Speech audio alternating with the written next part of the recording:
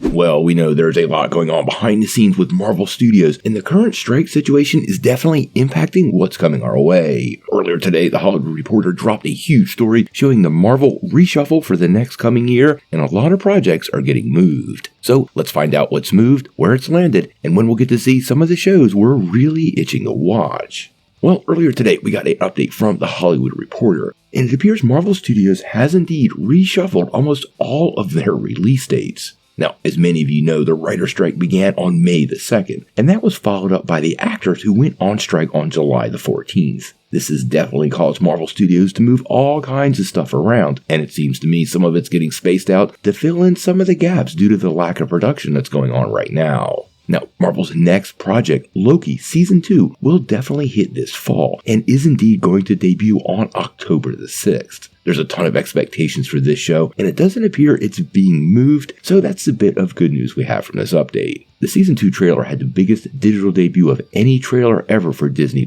so the hype for this show remains high, and I think Marvel wants to get it in front of fans as soon as possible. Now, THR went on to report that the Emmy Award-winning animated series, What If, will drop its Season 2 in December, most likely around Christmas Day. We didn't get any specifics on the date, just fairly close to Christmas, which quite honestly, I wouldn't be surprised if it actually totally drops on Christmas Day itself, and we get maybe 2 or 3 episodes. We do know Jeffrey Wright is returning as the Watcher, and we're going to dig into a whole new set of stories, which based on last season, should be a ton of fun. Now, unfortunately, one show that's definitely gotten a bit of a bump is Echo. Originally, Echo was set to release on November the 29th, but THR is now saying this has been shifted to January of 2024. Now, the good news is the show will indeed still be released all at one time, so we're getting it in a binge format, which is a first for Marvel Studios for their live-action shows, and something I think fans should be a little bit excited about. We know the series will focus on Alaqua Cox and have a grittier and more grounded tone than some of the other Marvel series, but will also include Charlie Cox's Daredevil and the Kingpin, setting up the Daredevil series that was originally slated to come in 2024.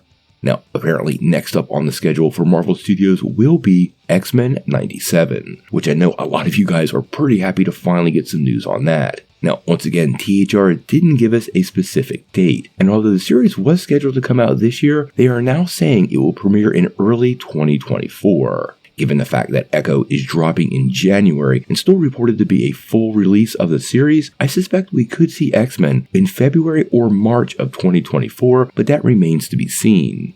We do know Season 2 is currently in the works, so I know Marvel is putting a lot of oomph behind this show, and I'm looking forward to it finally dropping and maybe getting a solidified release date.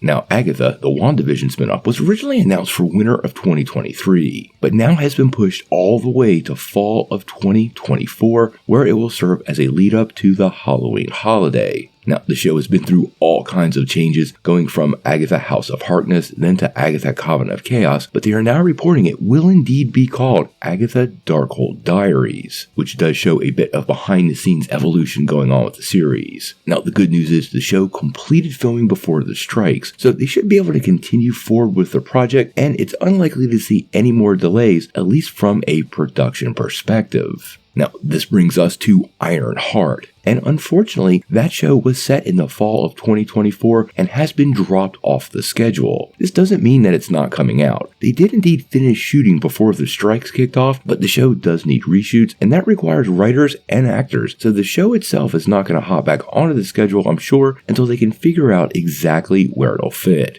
Quite honestly, out of all the projects on this list, Ironheart would be the one I would be most fearful for. Marvel is trimming back some of their offerings, and Ironheart could fall victim to that, especially if they've only got a little bit of footage in the can. It needs a lot of work, and it could cause scheduling problems. The show itself may ultimately be shelved, but we've really got no updates on that.